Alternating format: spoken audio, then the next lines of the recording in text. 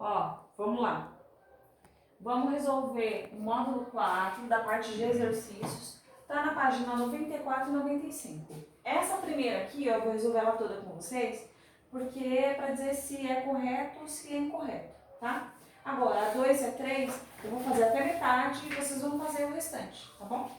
Vocês vão continuar. Ó, vou ler aqui com vocês, acompanhem aí. Fala o seguinte, ó. As usinas siderúrgicas usam em larga escala o processo de fundição, no qual uma peça de aço em estado sólido é aquecida a partir de uma temperatura inicial até atingir o seu estado líquido. Para a realização deste processo, é preciso fornecer calor à peça.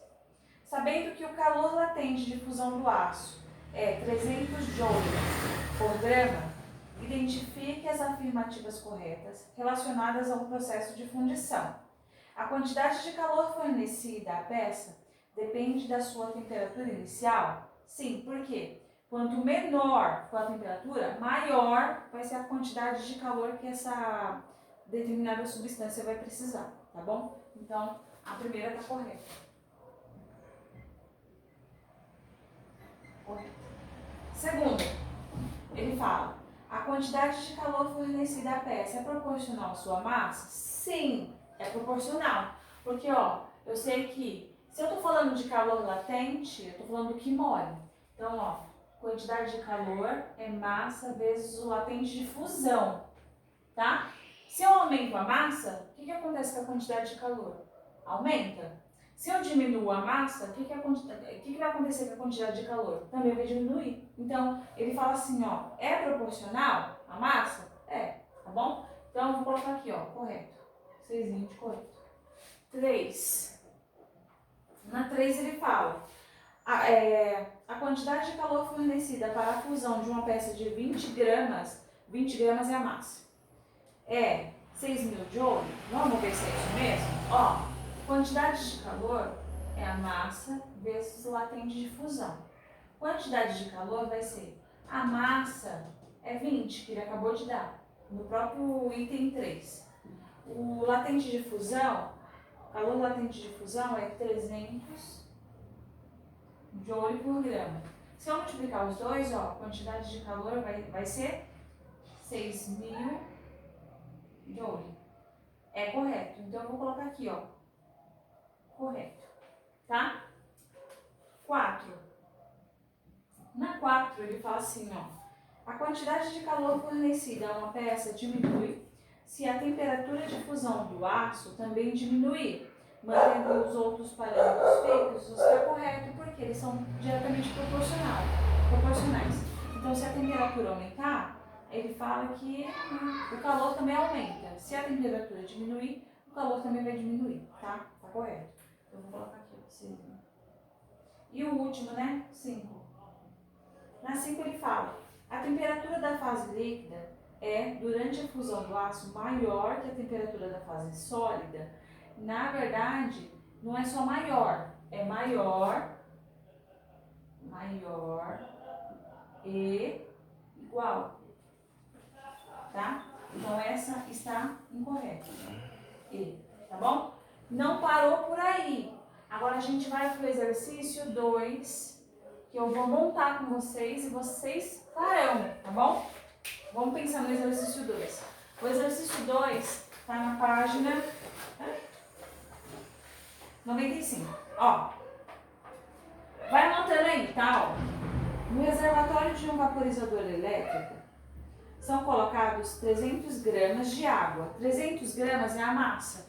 Então, a massa, 300 gramas. Ele fala, cuja temperatura inicial, ó, θ aí é 20 gramas. 20 graus Celsius. No interior desse reservatório, encontra-se um resistor de 12 ohms, ou seja, a resistência 12 ohms.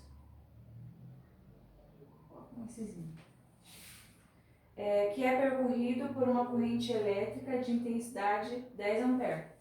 Então, I igual a 10 amperes. Se bem que eu estou colocando colocando isso, mas a gente nem vai usar. A gente nem vai usar, eu vou tirar. Eu vou tirar, gente, que a gente vai acabar não usando. Porque a pergunta, só se a gente fosse achar o tempo, a gente usa isso. Então eu nem vou usar.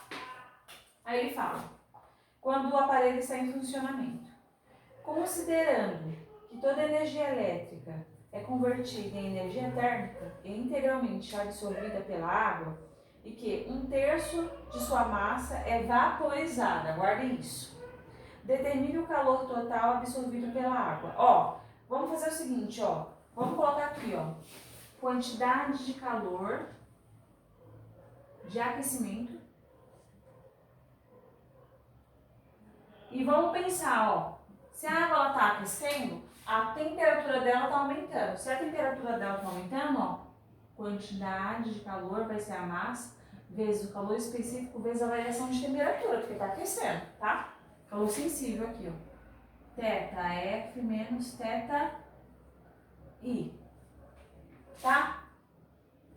Aí, o que mais? Ele quer saber, determina o calor total absorvido pela água, tá? E eu tenho também a quantidade de calor, aqui no caso, quantidade de calor de vaporização. Tá? Porque assim, ó, a água foi aquecendo, aquecendo, aquecendo, e aí vaporizou-se, tá? Então eu tenho quantidade de calor de aquecimento e quantidade de calor de vaporização. Vaporização, na vaporização é mudança de estado. Então é o calor latente. Então quantidade de calor é a massa vezes calor latente.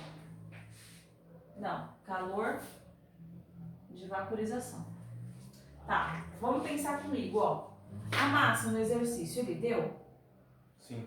300 gramas. Calor específico da aula, lá no vídeo de teoria eu falei que era 1. Então, ó, 1.